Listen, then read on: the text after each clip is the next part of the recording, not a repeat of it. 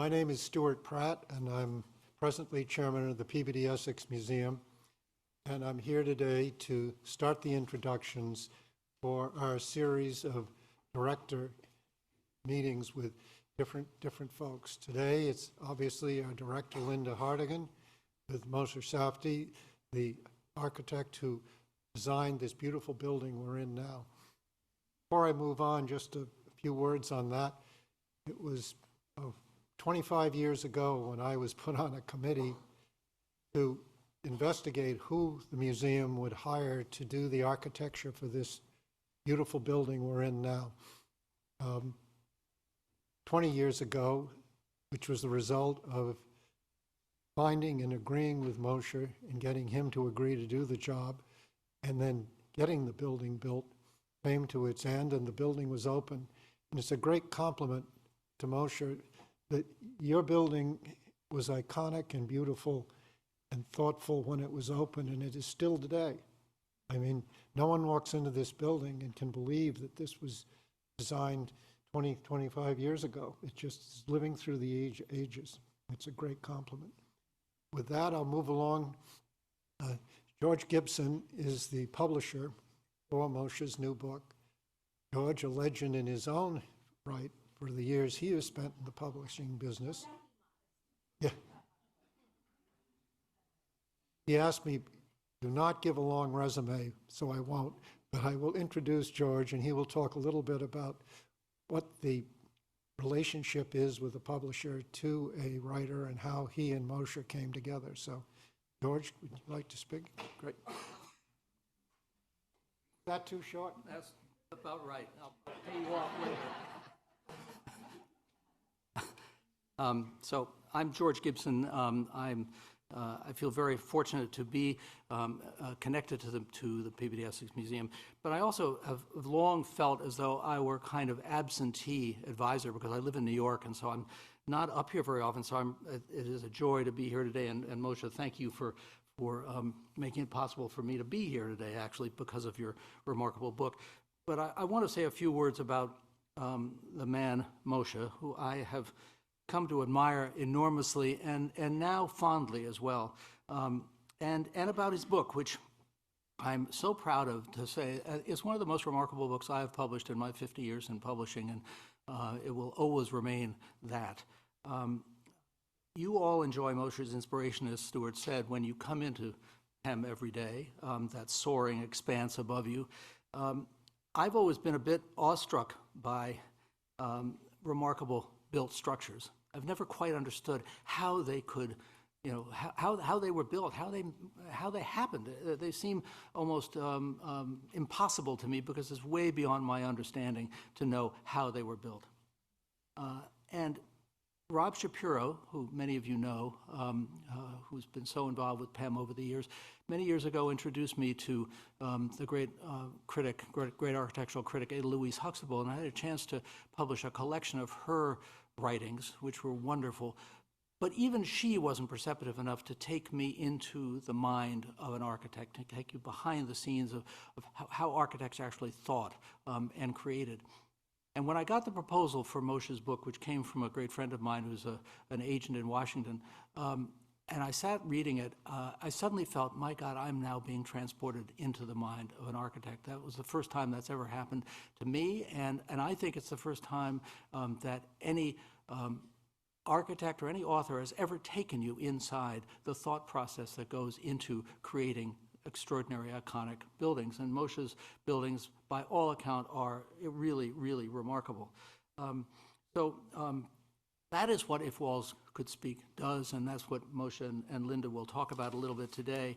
I could not be more thrilled to publish his book.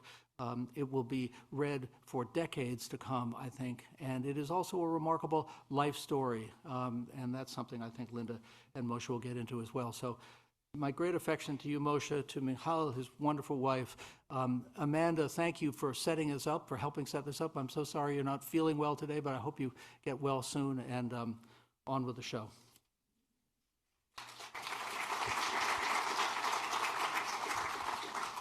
All right, that was the short and sweet part of the program.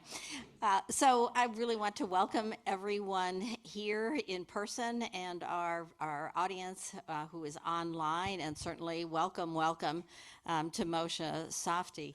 At the end of our dialogue, you all will have a chance to ask some questions, including everyone online. So if you have questions and you're online, please do put them into the chat.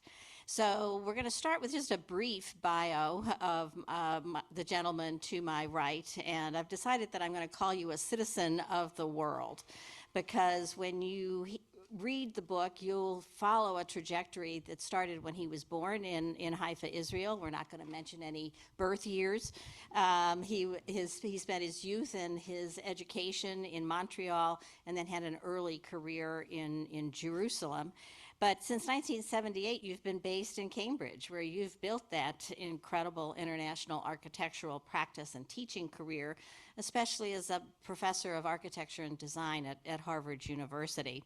And then in 2015, some of these awards started really rolling in for you. So I have to mention the American Institute of Architects Gold Medal.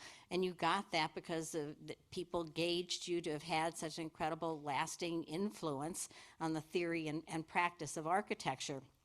And then in 2019, it was the Wolf Prize. And it's been described in terms of the world of individual achievement awards as being akin to a Nobel Prize. So you know that in him receiving this prize, it was for a career that was motivated by deeply held social concerns and the prospect of architecture being able to really move people forward in that way.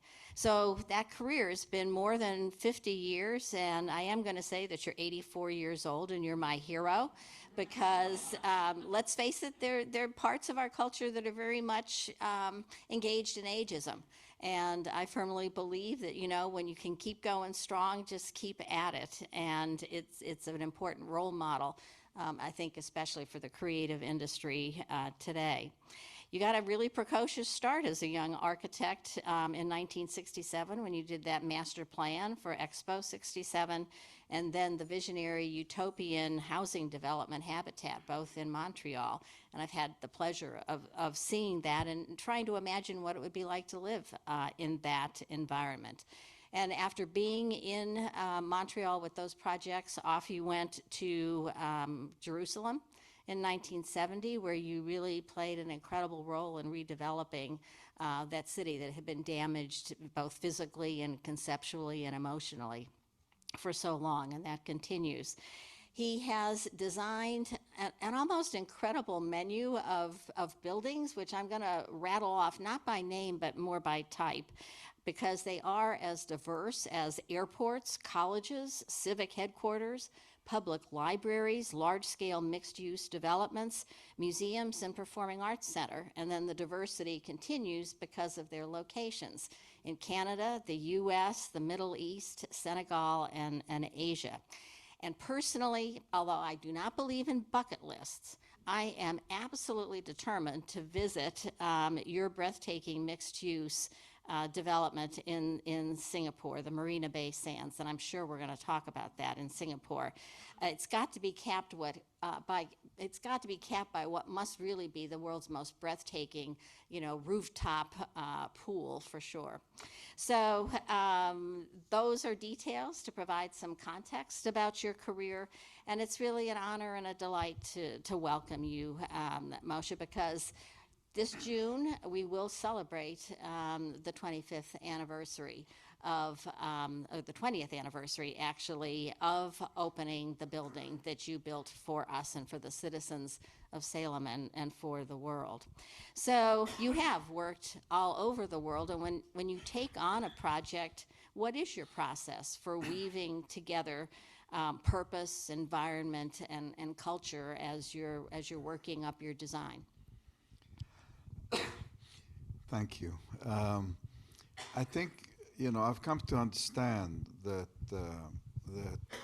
the source of the most enriching source for a design is the place itself.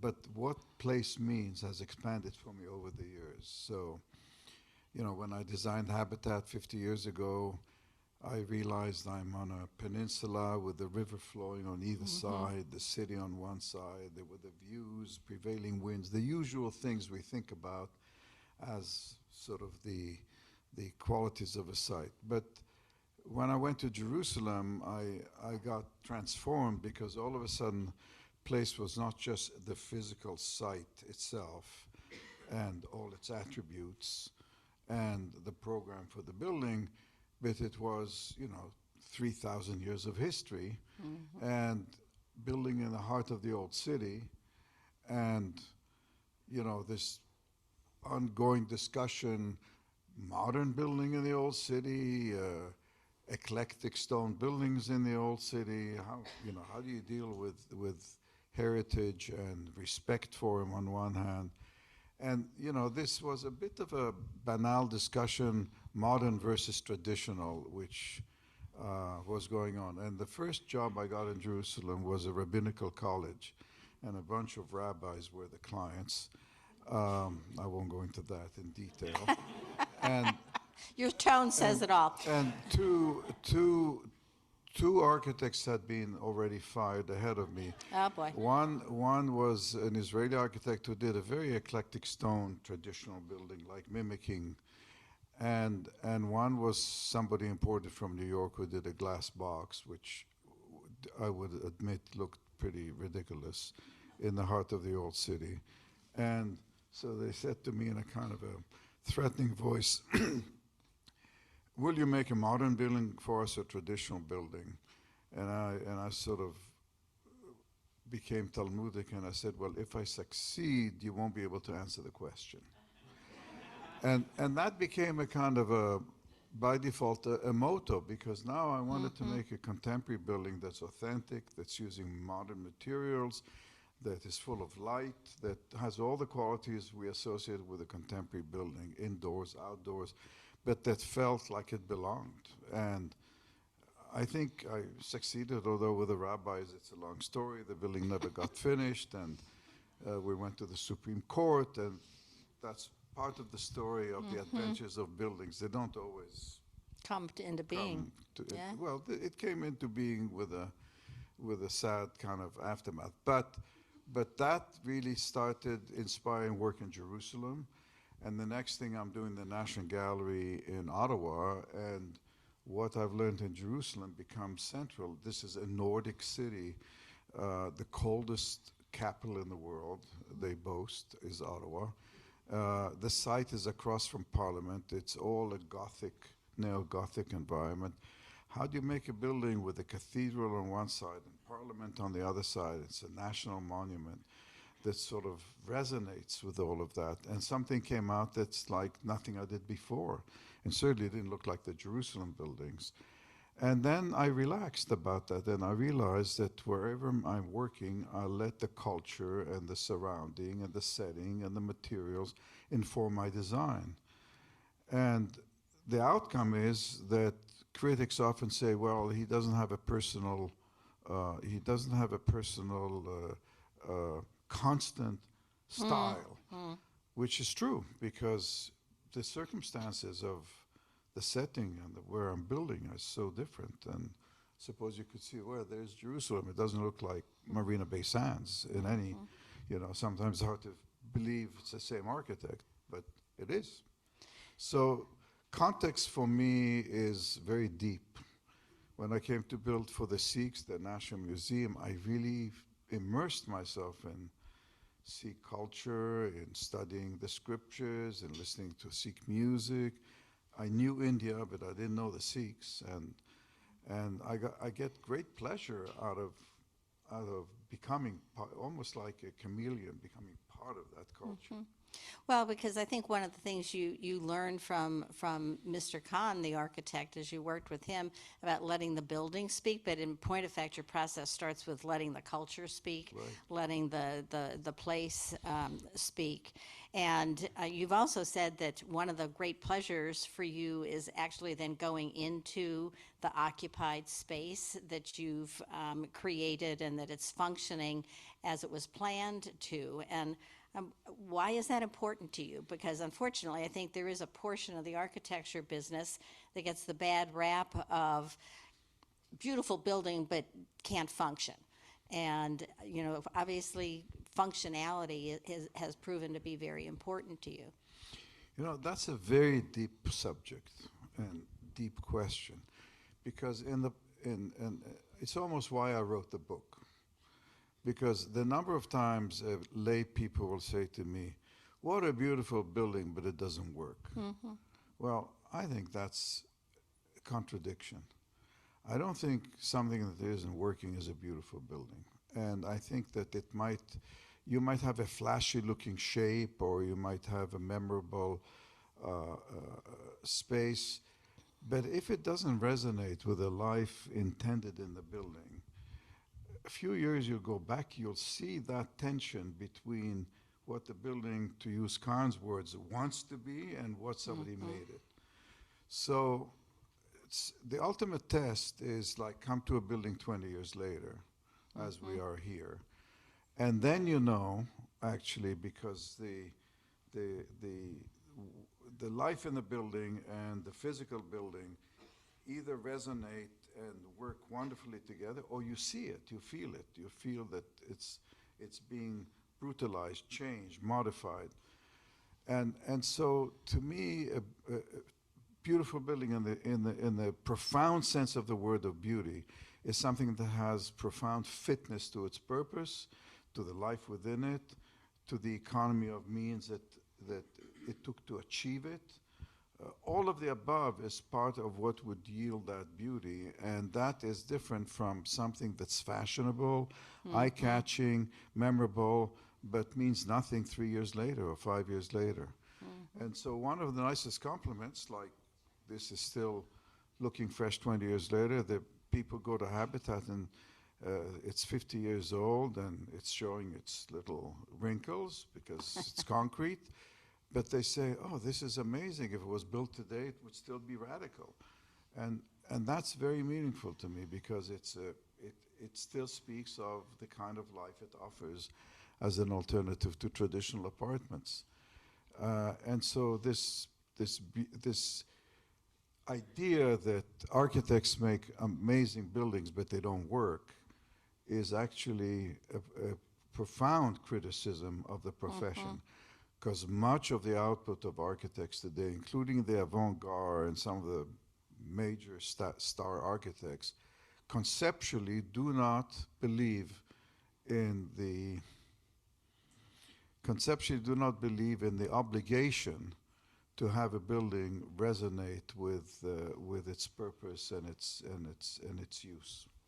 Well, I will just simply tell you, as a resident of this building, other than the artworks, the longevity of functionality and that as an expression of beauty and creativity is something that the staff here feels very strongly, in addition to our visitors. So, and the artists also, who become very involved with us. So I do want to thank you for that. Inevitably, it's useful to ask questions like, if you had to point to really key sources of inspiration for you in terms of how you think, not in relation to like specific projects, but what are the kinds of things that have really agitated your brain to get you inspired even to be an architect? In some ways, I feel I became an architect by default, and as I tell in the book, I grew up in Israel, ideological moment, a state in the making. I was going to join my colleagues in the kibbutz, so we're going to make our own kibbutz. I was going to study agriculture. And then I get plucked out and taken to Canada traumatically. And being a farmer in Canada didn't quite make sense. And so as I did the last year of high school, there was an aptitude test, and it said excels in the arts, excels in mathematics, suitable for architecture. Well, suitable, that sounded interesting. But I already knew that we had traveled through Europe on the way to Canada and saw all these amazing buildings and monuments. Excuse me, that something kind of, appealed to me about the idea. And as soon as I enrolled at McGill, I knew that's it. I mean, it just felt like natural. Um, but to me, the inspirations, I mean, obviously we travel, we see beautiful towns and cities and cathedrals, and they're all part of our culture, and great buildings of the past inform us, and it's like cumulative too. I mean, I love music and I love all kinds of music, and so it becomes part of you. But what really inspires me in terms of design process is really studying design in nature. I became very interested in Darcy Thompson. When I was working for Kahn, I was introduced to his work on form and growth. He was the founder of the science of morphology. And, you know, looking at the nautilus shell and beehives and various natural forms, how they evolve, why is their shape what it is. And I extend that very easily into architecture. And the complexity isn't less. In other words, because architecture is both about material, it's about space, it's about psychology of people's response to space. It's extremely complex, and at the same time, somehow you intuitively are guiding a process where you're trying to make it really fit into what you feel is this multifaceted set of requirements. Now, some people have tried to quantify that and make guidelines for design. Christopher Alexander, who was a close friend, wrote several books about if you follow this guidance, you will arrive at, you know. And it Wouldn't was, we all like to have that for virtually everything in our life? yeah, but it's not quite that simple. No. And it's still a mystery to me how we absorb all of what we know about a building and then somehow coalesce that into a set of forms. But at least that's the objective, and to me, natural processes are the best example. Because when I see a building, no matter how exciting, there's always that imperfection that's inevitable in it at the same time.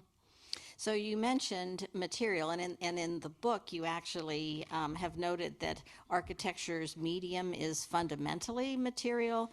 So I'm kind of curious about what you mean by that, and how changes in available materials, because you've been at it for a while, have changed your approach in working with materials. So just to be clear, what I mean is there's a culture and a tradition also to treat architecture as representational.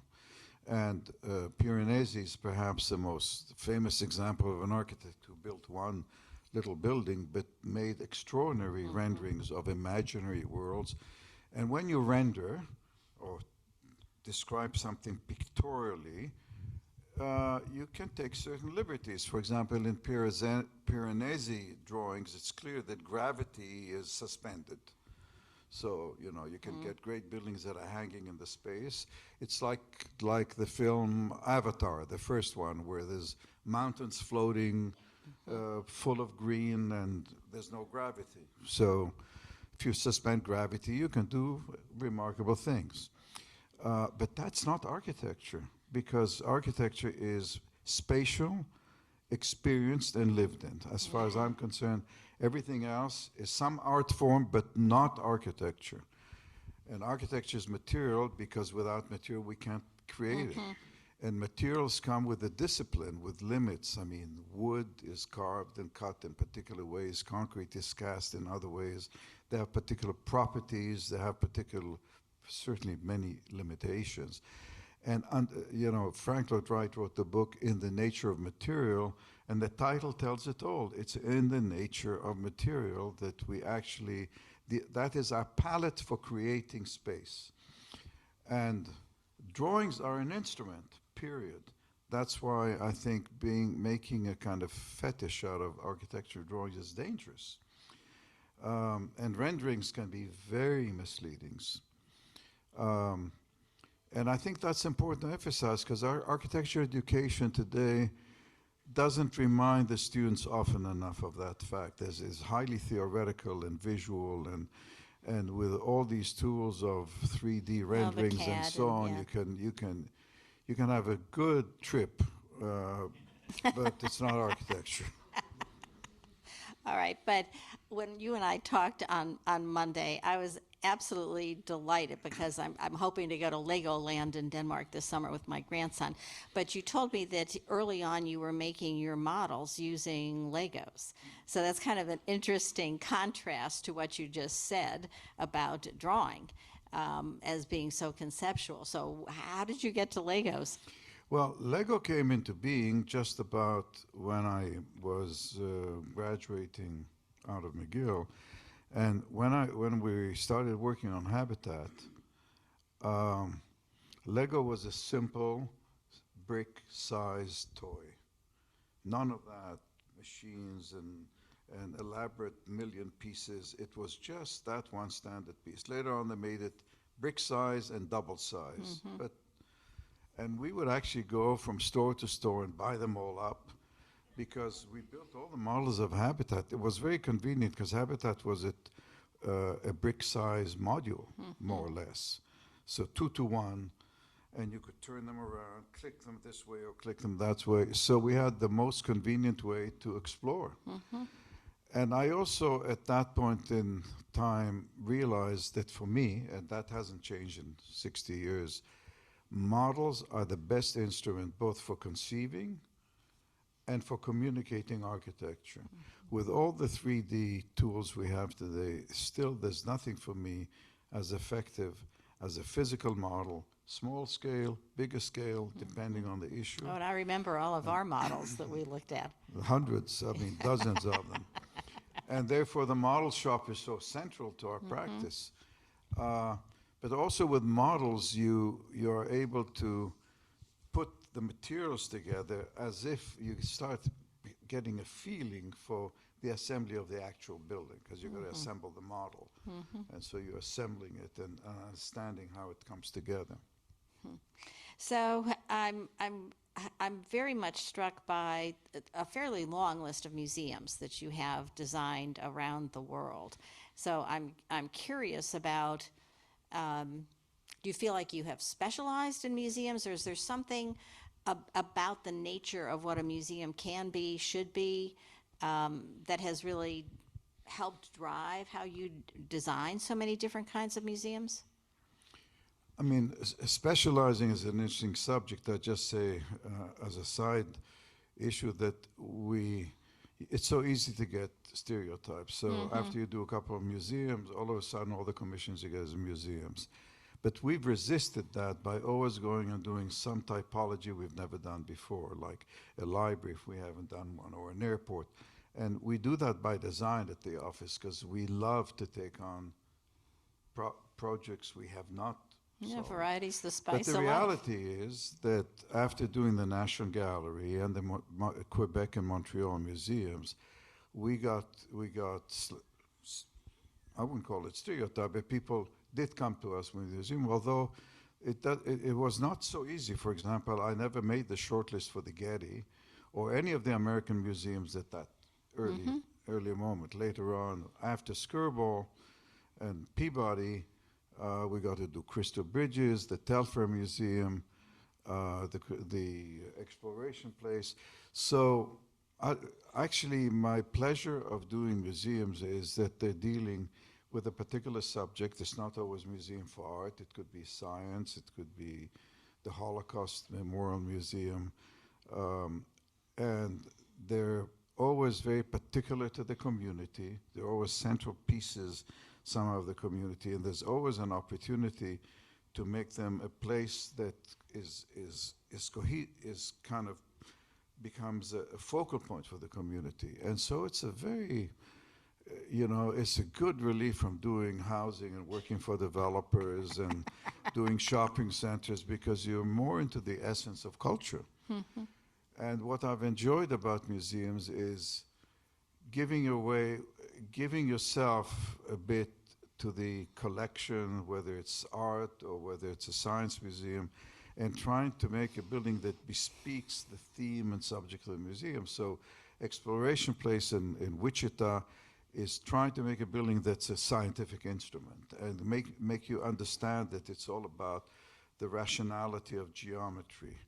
And in contrast, Crystal Bridges is about experiencing art and nature in, seamlessly integrated in a beautiful site and all built with timber and local timber.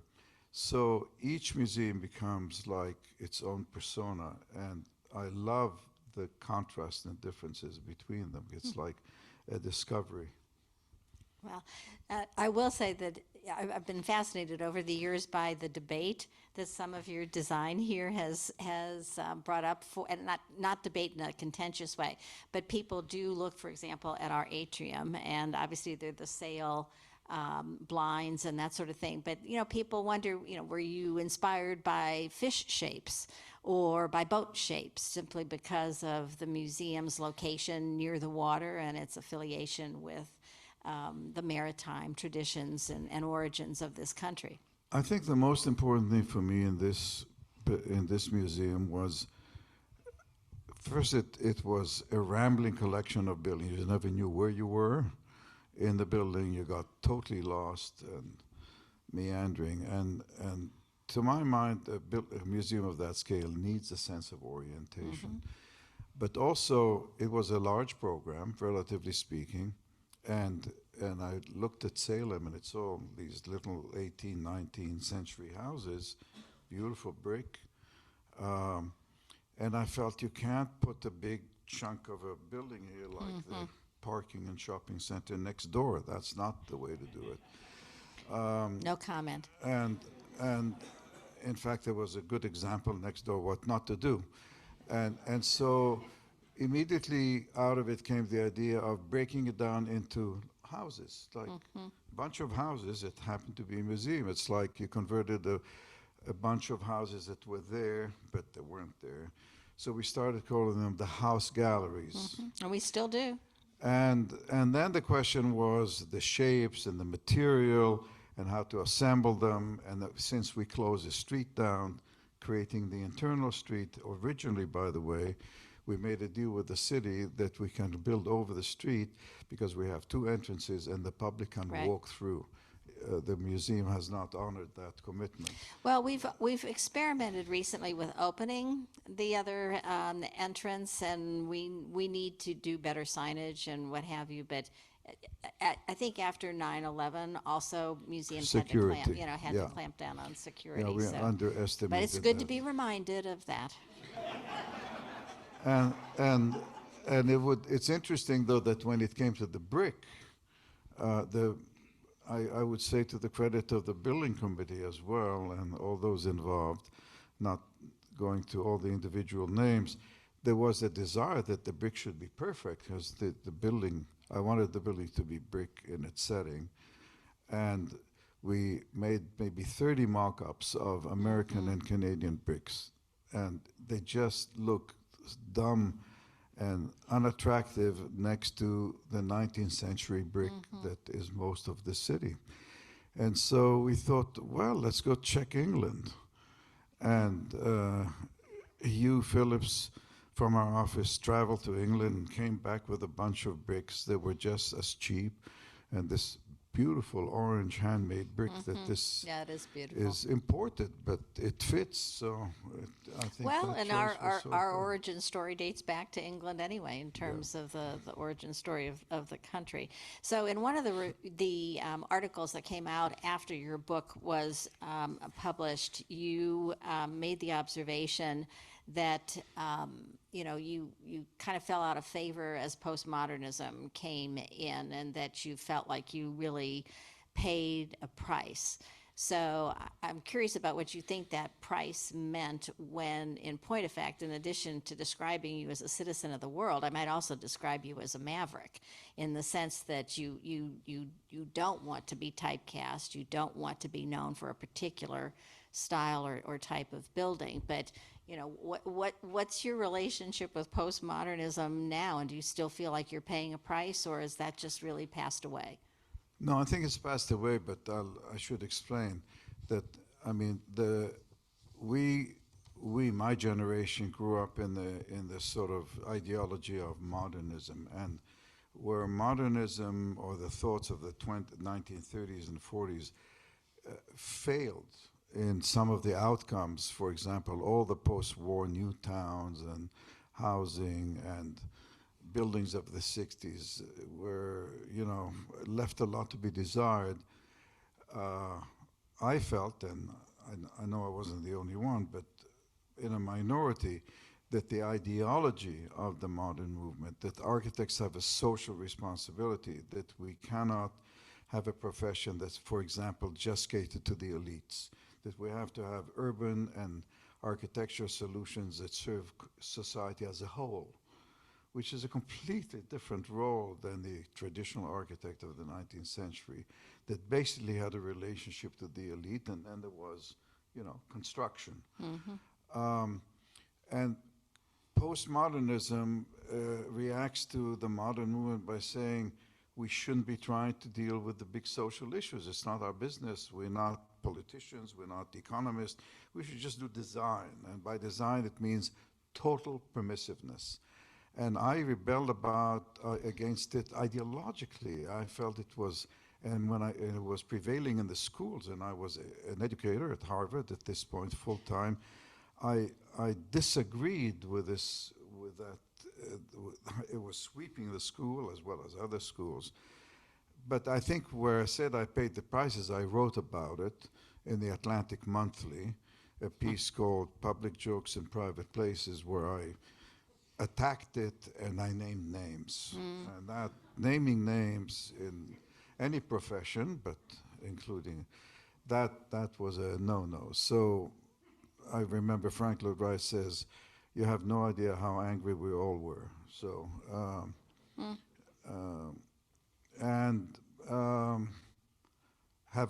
has it gone? It's gone because postmodernism is gone. Yeah. It's now left behind a bunch of buildings that made the cover of all kinds of magazines. You look at them and you say, why? How did that happen? And that is because it becomes clear as the years go by that they're pictorial and they're graphic and they're ironic, but they are not about what architecture needs to focus on. And today I think we're full cycle where people are talking about integrating nature, sustainability. I mean, more responsible ideology has emerged. So you named names and it got you into trouble, and that's not my intent as I ask you the next question. But I'm curious about who you would cite as architects you admire, because you are in a large field, and you'd mentioned some as we talked earlier.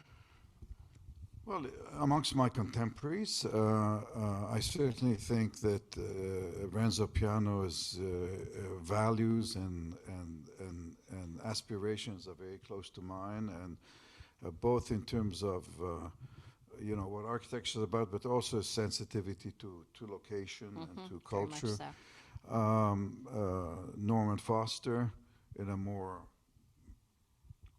I'd say, imperial way in terms of the practice, but doing responsive work. And then there's architects whose work is very different from mine, but I respect what they're doing, and they're close friends, like Frank Gehry, who's, I don't even agree with everything that he does, but I understand what's motivating him, and I think he's responsible about things. He just reads the world differently the way than I do.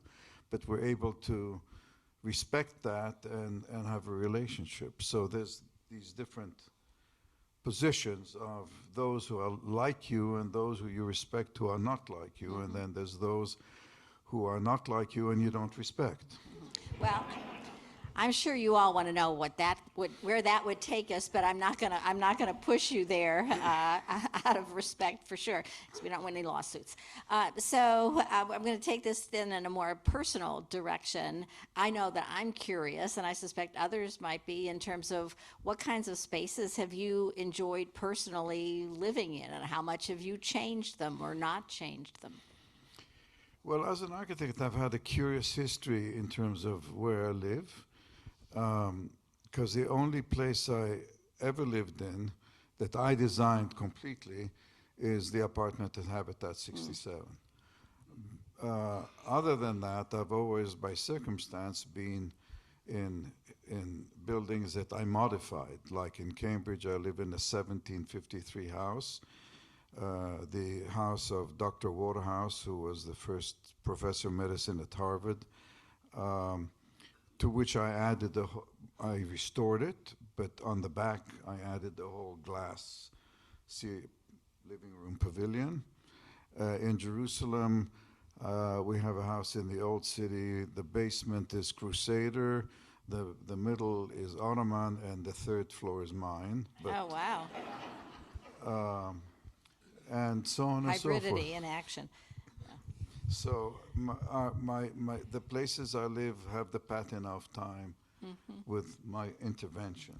But maybe that's okay. Yeah, so obviously I'm a museum person, so I'm curious as to whether you collect, and if that's also one of the ways in which you influence or give character to your personal spaces.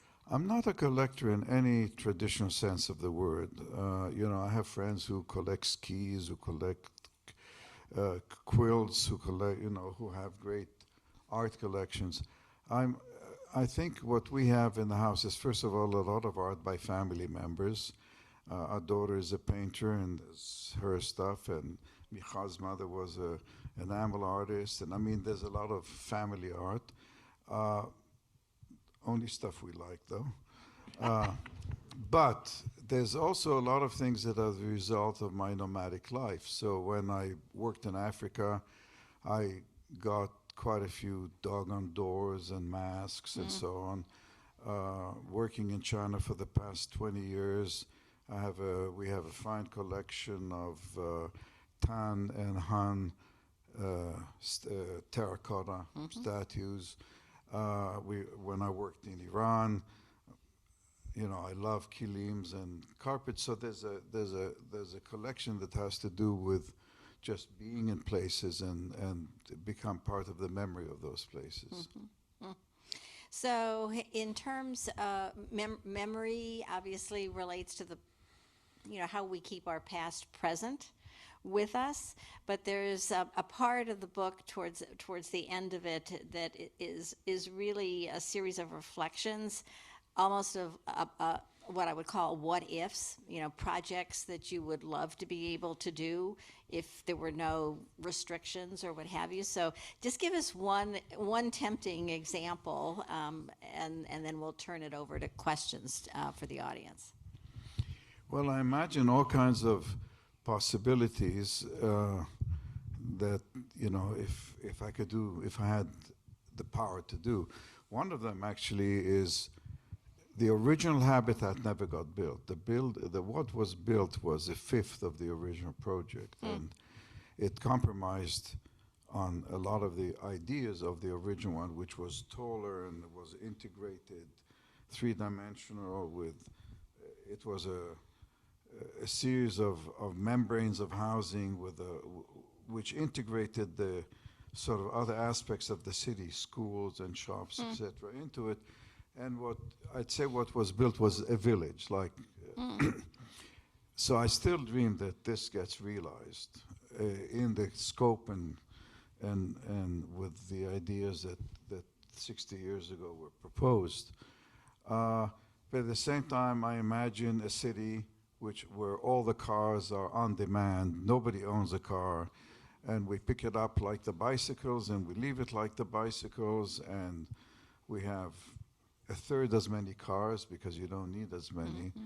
And we can go to the airport and drop a vehicle and go away and then come back, pick another one, not the same one, obviously. So I imagine that. And then I imagined, since I spent a lot of time in Jerusalem, what could happen, what would be if we could really build respectfully in that city, because what's happened now is 40-story glass towers going up all over, and a lot of action by various Israeli governments, well, it's governments and municipalities that I think are destroying the city. So I try and imagine in a way that I'm hoping to wake people up. So it's just a lot of things I feel could be improved on, which I speculate in the last chapter. All right, well, I doubt that last chapter is going to end anytime soon, so I thank you for that continued imagining, for sure. And so now I'm going to see what kinds of burning questions our audience here and those online have. I think we have people with microphones who are happy to facilitate having your question heard, and if not, I'll repeat the question. So how about right here in the dead center? So I just want to say, magnificent book, magnificent. Thank you. So enjoyed it, could not put it down. And I was here for the public meetings about this space. I'm so interested in your perspective on Israel. And would you just say a little bit about that? Because I think that's important, because you have that view of someone close and far. I assume you mean politically. Politically? Because I think you talked about that. In Well, I think it's a very, very critical moment in the life of Israel. I'd say, think January 6th on steroids. That's where Israel is. I think that by a fluke of an election system, a group that's not a majority of the country is in power, and it's a coalition of the most conservative religious, nationalist religious, and plain racist religious forming a government. And its intent is to destroy the institutions of the courts, the Supreme Court, and many other institutions that evolved in the first 70 years of the country. And the country is on the verge of a civil war. It's that extreme. And you've got half the country productive, high-tech, affluent, liberal, cosmopolitan, and you have the other half of the country, I won't go into details, but say the shadow of the other one. And it's the Israel that my generation imagined is under threat. It's really a critical moment, and it's very painful to see. And it raises bigger issues, which is, what is Judaism, and who is to speak for Judaism? And is the orthodoxy the real Judaism? And we could spend the next hour talking about that, or 2 hours. So it's a critical moment. So I think there's a question up here. Mr. Safdie, thank you for your contributions to the world. Your architecture speaks to connections, to the light, to community. When I look at the pictures of your buildings, it really moves me, because you have connected buildings, you have created communities, which we so badly need in this world now. What was your influence as a child that has, transformed into these most beautiful connected buildings? You have connected buildings at PEM. You have connected buildings which are habitats. It's the light that's so beautiful. Thank you. Thank you very much. I think that, and I developed that in the memoir, that those first 15 years of my life in Israel were critical to my worldview. And it was a particular moment, because it was the emergence of a kind of socialism that now, in retrospect, I know is very different from what had evolved in Europe under socialism and communism or China. I've gotten to know, travel and know. This was a kind of a socialism that was community-based. It was based on respect for work, for agriculture, for the land. As I grew up, there were cooperatives that now they've become big corporate interests, but the cooperatives of the bus drivers and of the cheese and milk makers, and there was a kind of a sense of a new world of justice and community, and that was very powerful. And though nothing is perfect, and Israel became more normal, and people became more selfish, and it became more capitalist, and it's polarized economically like most places in the world, that moment sort of set for me ideals that have a lot of impact on me as an architect. And I feel that had my path been different, I might have been less responsive or less concerned or more content to do architecture that can be gratifying but does not reach out to the diverse community. All right, so I have a bit of a glare in my face, so it's a little hard for me to see who might have a question. So you're going to, okay. I'm a product of an architectural designer father, and he was very much inspired by Louis Kahn and some of the furniture designers. He did a lot of that, and we actually took a trip, family trip, to see everything that,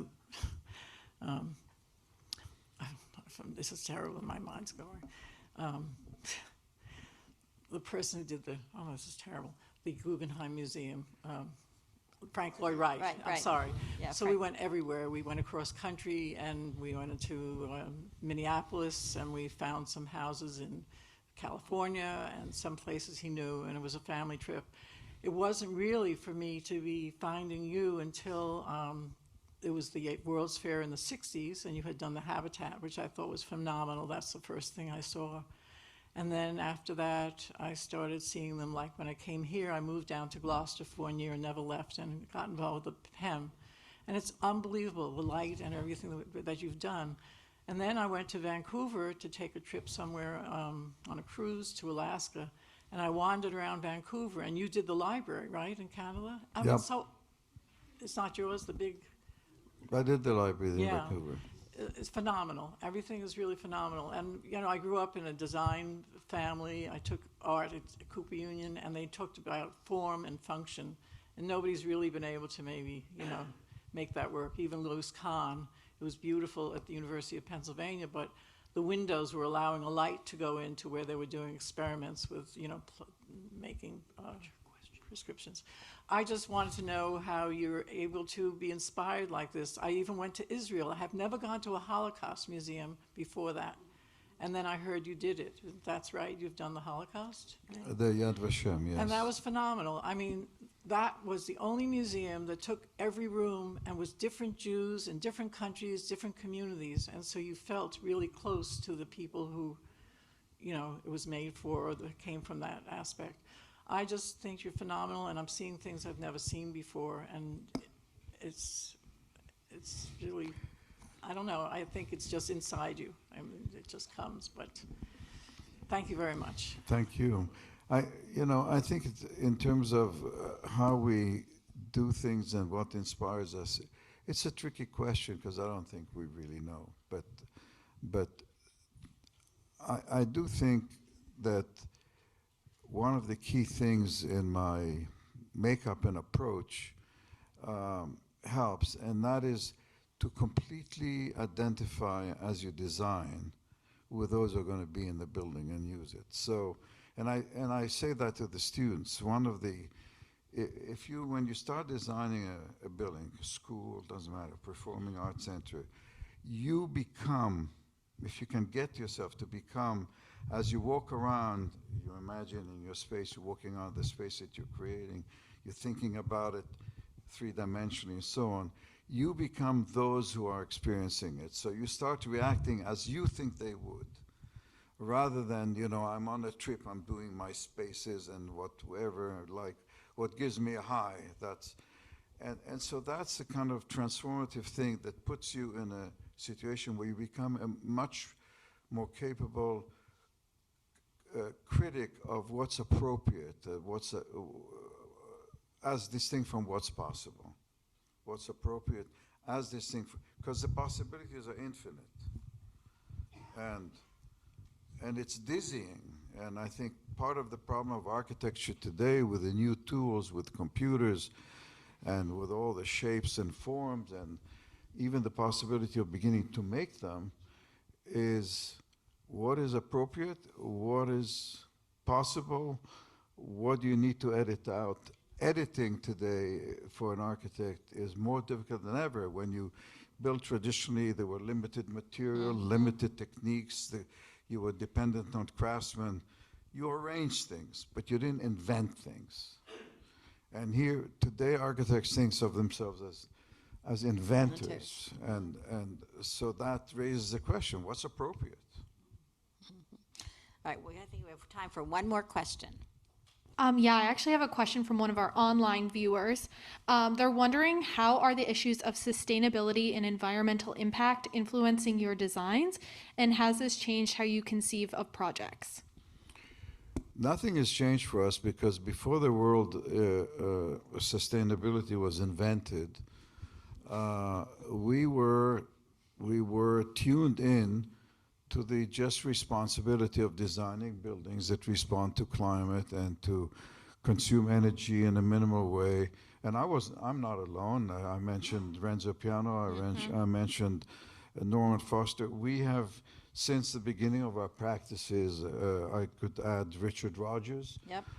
Since the beginning of our practices, we're aware that you don't design a glass building in Abu Dhabi, a glass tower in Abu Dhabi, and let it roast in the sun. You want to have a transparent building, you shade it, you create mechanisms by which the sun doesn't penetrate. You make buildings that ventilate naturally and heat them and cool them minimally as needed. And one of the curses of architecture has been actually the invention of air conditioning. And it's kind of a funny thing to say because it has added comfort. But air conditioning meant that instead of making buildings where you're dependent on windows, you can make them bigger and bigger and bigger. So office buildings became an acre footprint on a plan. Airports, factories, everything got so big because of air conditioning, because you're no longer dependent on a window. So these were things that were part of the thinking. Of course, they get more complex because now we understand carbon footprint, and we understand that the choice of materials in a building has an impact on sustainability. But philosophically, this was part of what responsible architects always did, including peasants who were building in the desert using local material and creating big chimneys to catch the wind, to make the house cooler, and all kinds of other tricks of vernacular architecture where there were no architects involved. So today we have to be careful because sustainability has become a kind of and green architecture, a lot of presentations these days, they have conventional building and then there's green planting all over the place, and they're presented like, and then you say, where are the trees going to be? Are they irrigated? Is there a place to plant them, or is it just on the drawing? So we need to be cautious of the kind of manipulation of the word as well. All right, well, we're going to end on that note.